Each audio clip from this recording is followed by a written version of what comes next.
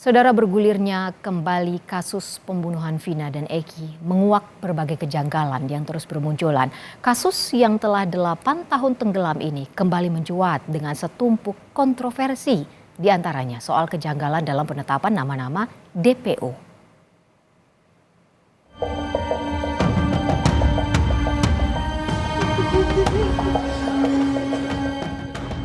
Sampai di Polresta, saya langsung dipukulin.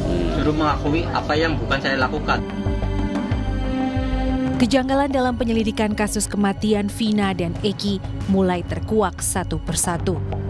Salah satu kejanggalan yang baru-baru ini mencuat adalah pengakuan dari salah satu terpidana bernama Rivaldi Aditya Wardana alias Ucil.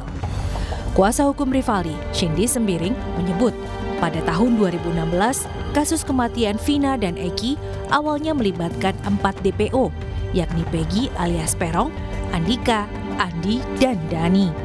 Namun menurut Cindy, salah satu DPO atas nama Andika tiba-tiba diganti oleh Rivaldi yang kemudian ditangkap sampai hari ini.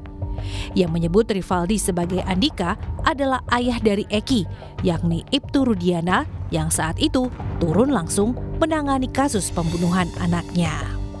Dalam penjelasan BAP-nya Pak Rudiana itu ada 4 DPO. Pertama ada Andika, Andi, Dani, dan Peggy yang saat ini sudah tertangkap. Ya.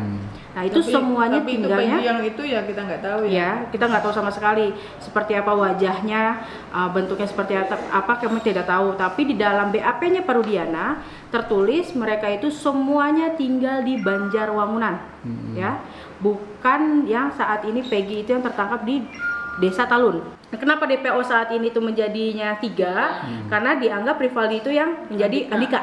Nah, seperti itu. Padahal Rivaldi itu bukan nama Andika. Rivaldi itu Aditya Wardana alias Ucil, dipanggil sama teman-teman sekitarnya.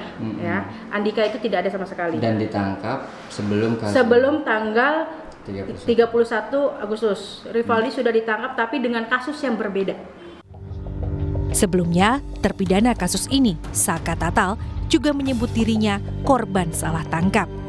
Dia bahkan bilang disiksa polisi agar mengaku sebagai pembunuh Vina. Pas baru nyampe mau nganterin motor udah ada polisi. Saya datengin, saya kan ke situ niat cuma nganterin motor. Malah saya ikut ditangkap juga tanpa sebab apapun. Nggak ada penjelasan apapun. Langsung dibawa. Nyampe di Polresta, saya langsung dipukulin. Suruh mengakui apa yang bukan saya lakukan. Saya dipukulin, dijejekin, disiksa segala macam sampai disetrum. Terus akhirnya Mas Saka ngaku? Siapa yang ngetrumnya, yang mukulinnya siapa?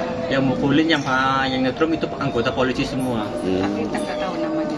Namanya saya nggak tahu. Terus akhirnya ngaku Mas Saka? Akhirnya aku juga. Kenapa ngaku? Apa nggak kuat? Apa gimana? Akhirnya aku juga itu karena terpaksa. Nah terpaksa udah nggak kuat gitu. Udah nggak kuat lagi. Terkait ini, Komnas HAM menyatakan pernah mendapat laporan dari kuasa hukum Saka pada 2016 lalu. Komnas HAM juga telah meminta penjelasan dari Polda Jabar pada Januari 2017, namun tidak menerima balasan dari Polda Jabar. Uli menyatakan telah kembali berkoordinasi dengan Polda Jabar pada awal Mei lalu untuk kembali menindaklanjuti kasus ini. Terkait dengan aduan mereka, pertama terbatasnya akses keluarga dan kuasa hukum untuk menemui para tersangka termasuk Saka.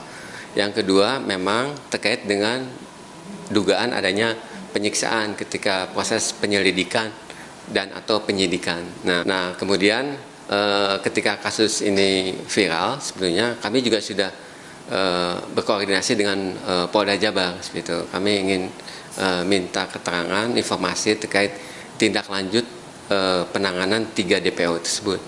Nah, itu yang sedang kami dalami. Lalu, bisakah kejanggalan penyelidikan kasus ini terbukti? Akan kemana kasus ini bermuara?